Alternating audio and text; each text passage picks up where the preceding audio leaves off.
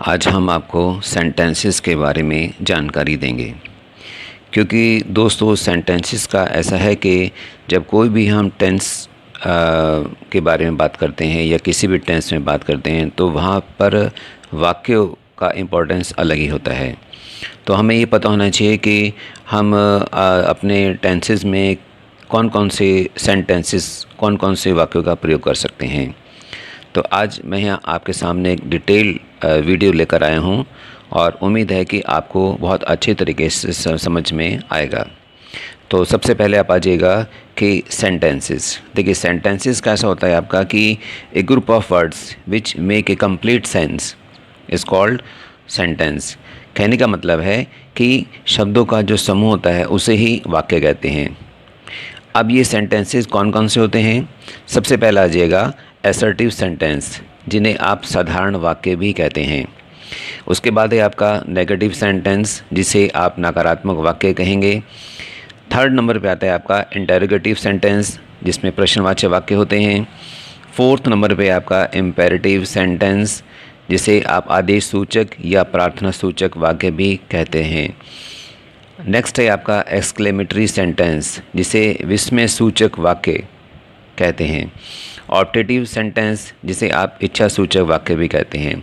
अब इनके बारे में डिटेल में जान लेते हैं कि असर्टिव सेंटेंस कौन कौन से होते हैं। असर्टिव का मतलब साधारण वाक्य। इसमें जो असर्टिव सेंटेंस होते हैं ये किसी व्यक्ति या किसी वस्तु या किसी घटना के बारे में जानकारी देते हैं। इट मीन्स कि these sentence tell about someone, किसी न किसी के बारे में सूचना प्रदान करते हैं। एग्जाम्पल के लिए मैं आपके सामने ले रहा हूँ कुछ एग्जाम्पल जो कि असर्टिव सेंटेंस के ही एग्जाम्पल हैं। जैसे राम लिव्स इन मेरठ, कि राम मेरठ में रहता है, ये आपका असर्टिव सेंटेंस है। उसके बाद है आपका he takes bread and butter in breakfast, कि वह नाश्ते में रोटी और मक्खन लेता है। फिर है आपका he is a good leader, वह एक अच्छा नेता है।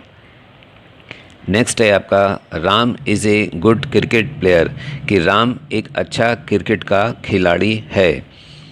उसके बाद आता है आपका योर फादर लव्स मी, आपके पिताजी मुझसे प्यार करते हैं।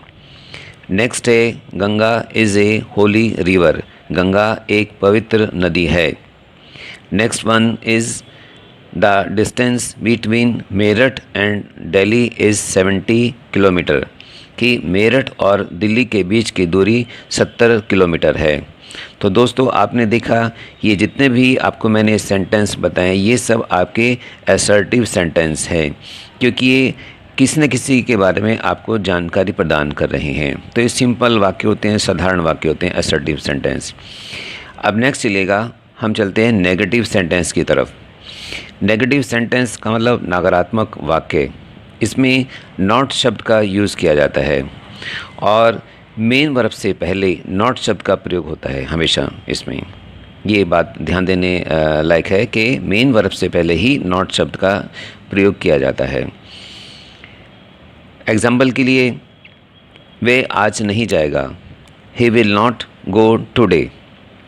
उसके बाद है दीप स्कूल नहीं जाएगा, Deep will not go to school. वे आज फुटबॉल नहीं खेलेंगे। देखिए हर एक में नहीं वर्ड्स आ रहा है आपका नॉट। तो वे आज फुटबॉल नहीं खेलेंगे, they will not play football today. वह रात को सो नहीं पाया, he did not sleep last night. हमें नहीं खेलना चाहिए, वी शुड नॉट प्ले। तो इसमें आपने देखा कि सभी ये जो सेंटेंसेस आपके सामने मैंने आपको बताए हैं इसमें नॉट शब्द आ रहा है आपका। अब जिसमें जैसे मैंने बोला था कि जो नॉट शब्द है ये मेन वर्ब से पहले आता है। तो अगर आप देखते हैं पहला एग्जाम्पल को कि वह आज नहीं जाएगा, he will not go today, तो इसमें जो नॉट वर्ड आया है ये गो से पहले आया है। तो जो गो है ये आपका मेन वर्ब है और मेन वर्ब की जो पहचान होती है वो उसमें कि 3 फॉर्म्स होती है, जैसे गो, वेंट, गॉन। तो नॉट शब्द का प्रयोग नेगेटिव सेंटेंसेस में हम मेन वर्ब से हमेशा पहले करते हैं। ये मैं और आपको दिखाता हूँ, वे आज फुटबॉल नहीं खेलेंगे, they will not play football today. इसमें भी प्ले से पहले नॉट वर्ड आ रहा है आपका, तो ये सब आपके नेगेटिव सेंटेंसेस कहलाते हैं। अब चलते हैं इसमें इंटेरोगेटिव सेंटेंसेस की तरफ। इंटेरोगेटिव सेंटेंसेस में ऐसा होता है इसमें कि प्रश्न पूछे जाते हैं आपके, और इस प्रकार के जो वाक्य होते हैं उनसे पहले या तो हम हेल्पिंग वर्ब यूज़ करते हैं या फिर क्वेश्चन वर्ड यूज़ करते हैं। क्वेश्चन वर्ड के लिए देखें तो जैसे आपका व्हेन, वेयर, व्हाई, व्हाट, ये सब आपके क्वेश्चन वर्ड्स होते हैं आपके। और एग्जांपल के लिए आप आ जाएगा इंटेरोगेटिव सेंटेंसेस में, when will you go there, कि आप वहाँ कब जाएंगे। When will you go there, आप वहाँ कब जाएंगे। व्हाट इज़ योर नेम, आपका नाम क्या है। When will he return from market, वह बाज़ार से कब लौटेगा। उसके बाद है आपका what would you like to eat, आप क्या खाना पसंद करेंगे। How many brothers do you have, कि आपके कितने भाई हैं। Next one is where is your car, यहाँ पे क्वेश्चन वर्ड्स देखिए सामने आ रहा है आपका। और जब कभी भी क्वेश्चन वर्ड्स लिखा जाएगा वाक्य से पहले, तो जो हेल्पिंग वर्ब है वो क्वेश्चन वर्ड के बाद में ही आते हैं। जैसे इसमें आपका आपकी कार कहाँ है, वेयर इज़ योर कार, तो वेयर आगे आपका क्वेश्चन वर्ड और इज़ आगे आपका हेल्पिंग वर्ब। तो कहने का मतलब है कि जो हेल्पिंग वर्ब होते हैं हमेशा क्वेश्चन वर्ड के बाद में ही लिखे जाते हैं। चलिए आगे चलते हैं। वेयर डू यू लिव, आप कहाँ रहते हैं। इसमें भी वेयर क्वेश्चन वर्ड है और डू आपका हेल्पिंग वर्ब है। नेक्स्ट है आपका what kind of music do you like, आप किस प्रकार का म्यूज़िक पसंद करते हैं या किस प्रकार का म्यूज़िक आप सुनना पसंद करते हैं। तो ये सब जितने भी जो अभी मैंने आपको सेंटेंस बताया, ये आपका इंटेरोगेटिव सेंटेंसेस है। इसमें हर एक सेंटेंस में, हर एक वाक्य में कोई ना कोई प्रश्न पूछा जा रहा है। आगे चलते हैं इम्पेरेटिव सेंटेंस। देखिए इम्पेरेटिव सेंटेंस में क्या होता है, इसमें जो कमांड होता है, ऑर्डर होता है, रिक्वेस्ट है, सजेशंस है या परमिशंस आदि शब्द आते हैं। कहने का मतलब है कि इस प्रकार के वाक्यों में आज्ञा, आदेश, प्रार्थना, सूचना, अनुमति का भाव प्रकट होता है। जैसे यू कैन गो देयर, आप वहाँ जा सकते हैं। क्लीन योर रूम, अपना कमरा साफ करो। Do not smoke in your room, अपने कमरे में सिगरेट मत पियो। Do not talk to me like that, मुझसे वैसी बातें मत करो।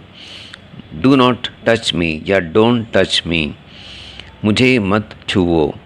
वेट फॉर मी, मेरा इंतज़ार करो। वॉक केयरफुली, सावधानी से चलो। शट द डोर, दरवाज़ा बंद करो। अगले हैं आपके सेंटेंस एक्सक्लेमेटरी सेंटेंसेस। इसमें क्या होता है आपका कि इसमें सुख दुख, दया होगी, क्रोध है, आश्चर्य का भाव प्रकट होता है। इसमें सडन फीलिंग्स और थॉट्स आते हैं, सरप्राइज वगैरह भी इसमें आते हैं। एग्जाम्पल के लिए हाउ स्टूपिड आई एम, कि मैं कितना मूर्ख हूँ। व्हाट एन आइडिया, क्या विचार आया है। Wow how beautiful are you, आप कितने खूबसूरत हैं। Alas she lost her daughter, oh उसने अपनी पुत्री को खो दिया। How beautiful this city is, यह शहर कितना सुंदर है।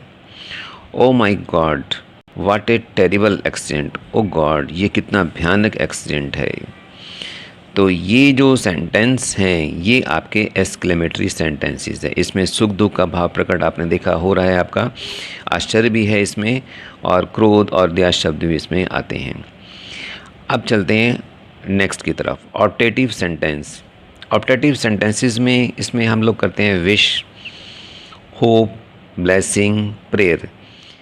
कहने का मतलब है इसमें कि हम इच्छा, शुभकामनाएं, आशीर्वाद या आशा का भाव प्रकट होता है इस प्रकार के वाक्यों में। जैसे ज़्यादातर हम इसमें मे और विश का यूज़ करते हैं। जैसे may God give you success, भगवान आपको सफलता प्रदान करे। मे गॉड हेल्प यू, भगवान आपकी सहायता करे। मे गॉड सेव यू, भगवान आपको सुरक्षित रखे। Wish U A happy birthday, आपको जन्मदिन बहुत बहुत मुबारक हो। मे गॉड ग्रांट यू करेज, भगवान आपको साहस प्रदान करे। तो ये सभी सेंटेंसेस आपको मैंने बताए हैं और कोशिश कीजिएगा कि इसकी आप प्रैक्टिस करें शीशे के सामने खड़े होकर, क्योंकि जब तक आप प्रैक्टिस नहीं करेंगे, और कहा भी जाता है कि practice makes a man perfect, कि प्रैक्टिस से ही आप बहुत कुछ कर सकते हैं, बहुत कुछ आप समझ सकते हैं, सीख सकते हैं और एक्सपर्ट हो सकते हैं। तो आपको इन वाक्यों का प्रयोग करना है और ये सभी चीज़ें अपने माइंड में रखनी हैं, क्योंकि इंग्लिश कोई रटने की नहीं है, ये फीलिंग्स देती है। इसको खुद फील कीजिएगा। जब आप कोई भी वर्ड पढ़ते हैं या कोई भी सेंटेंस पढ़ते हैं तो आपको एक फीलिंग होनी चाहिए, और जब आप फीलिंग के साथ कोई चीज़ आप सीखते हैं तो वो बहुत जल्दी आपकी समझ में आ जाती है। तो उम्मीद है कि आपको मेरा ये वीडियो काफ़ी पसंद आया होगा, और अगर पसंद आया है तो मेरे इस चैनल को सब्सक्राइब कीजिएगा और शेयर कीजिएगा। Thank you.